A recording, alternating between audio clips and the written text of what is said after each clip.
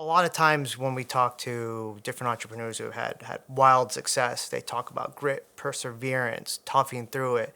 But the reality is that most entrepreneurs are going to get burnt out when you talk about that because they don't have the stability when it comes to what they are thinking, what they are doing, what they are emotionally feeling, as well as their physical health and how they take care of themselves.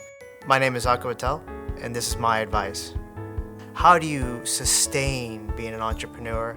I've developed four pillars of stability, which are your mental, emotional health, your physical health, your spiritual health, as well as your financial stability.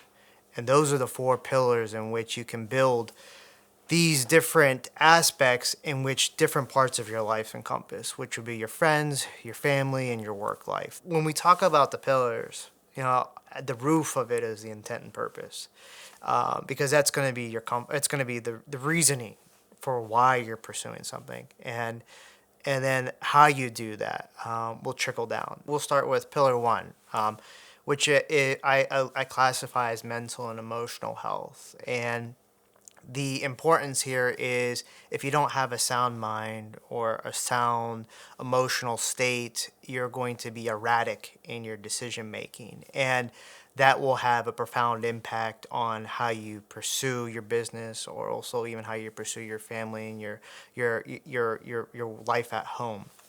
Um, I came to this kind of finding through my frustration through the business when things weren't going right. I noticed shifts in moods and figuring out, why things aren't working, and I would lash out on the people that I love.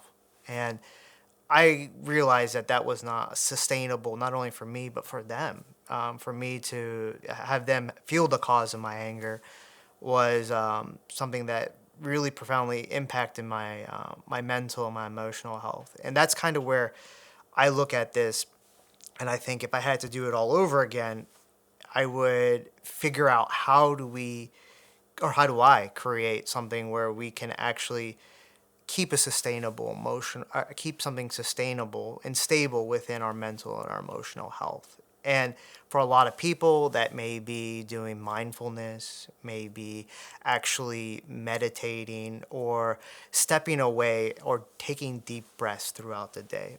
For me personally, it's mindfulness, taking the time to realize that, okay, in the situation, how to become aware of your emotions and how you're feeling, and kind of put that into the spotlight. So when anger arises, to say, okay, why am I feeling angry, and how am I getting to this spot, so that way when you're going through your mental stages of your thought process, you're not trying to figure out, you're not allowing the autopilot of your emotions take control. Another part of it is gratitude. For me, when it comes to mental emotional health, is to remember that we have a lot of things that we're grateful for, and so taking the time the first thing in the morning to say, here are the things that I'm grateful for. Starting out with at least 10 a day that you say, I'm grateful for maybe your wife or your significant other, your parents, the ability to do what you're doing. It could be anything that you feel that deserves to say out there in the universe. And for me, that is the first pillar of all of it, because if you cannot get your mental and your emotional state right, it's going to be very difficult for you to have success in a business or have sustainable success in a business, which leads us to the second pillar, which is physical health. And for me, that is simply making sure that your body is fit, that you're eating properly, so that your body is getting the nutrition that it needs, as well as getting rest. Getting 7 to 8 hours of sleep through different studies show that that will get you ready for the next day. And if you cannot do that, you're going to burn yourself out quickly. And how I came to this conclusion was because I purposely just would wake up, I'd set the alarm for 5 hours after going to bed. So I'd go to bed at midnight, try to wake up at 5. And what I was realizing was that there was a lot of mental fog. And I would skip the gym. I would try to work as much as I could. And what really transpired from that was not just poor physical health, but you just can't make great decisions. And the physical part of it, of being physically in shape as well as eating properly, has such a profound impact on how you make decisions. And what I found through my early stages of entrepreneurship is that if you don't prioritize your physical health, you're going to have issues that seep over into the other pillars, which leads us to our third one, which is the spiritual health.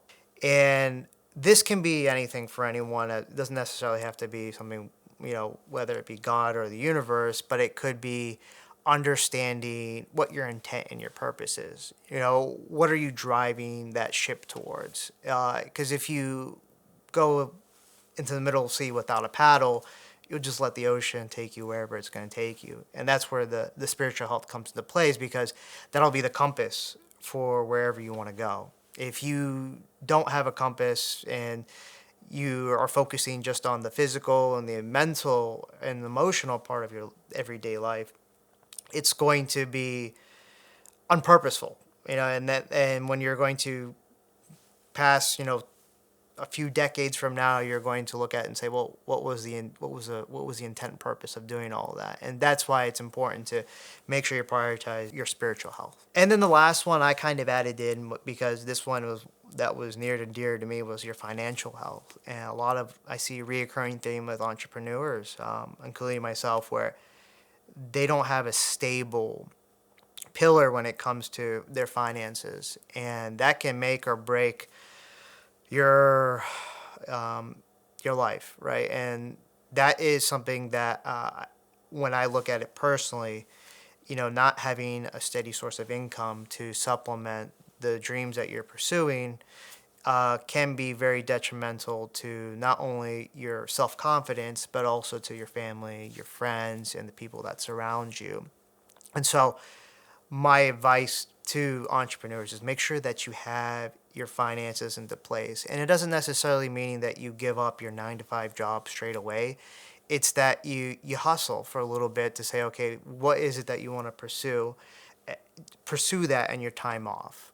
And try to take a couple hours a day instead of watching TV or Netflix to pursue that and see, all right, is that something that you want to do, or something you're not really, doesn't align with your intent and purpose?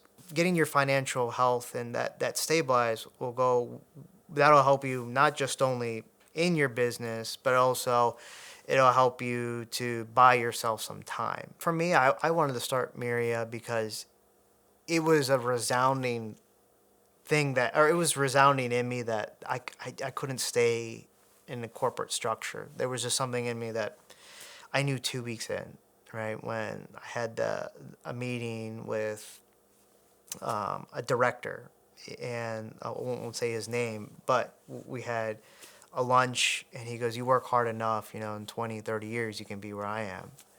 And then I thought, like, that's not where I want to be.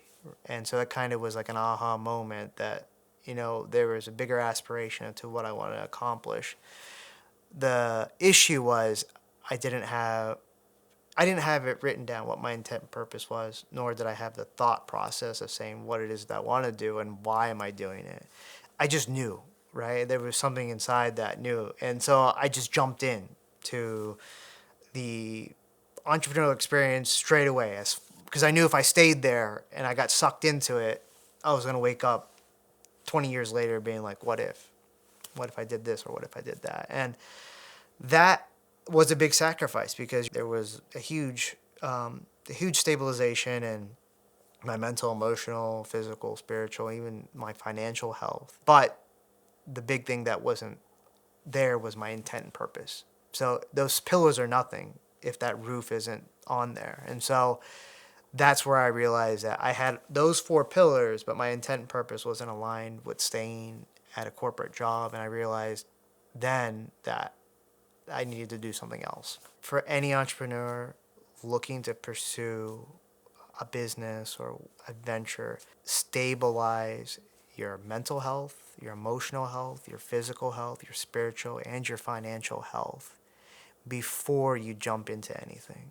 Because if you can stabilize those four pillars, you're going to have different byproducts that are required for an entrepreneur that come naturally. If we knew then all that we know now, I think the world would be better.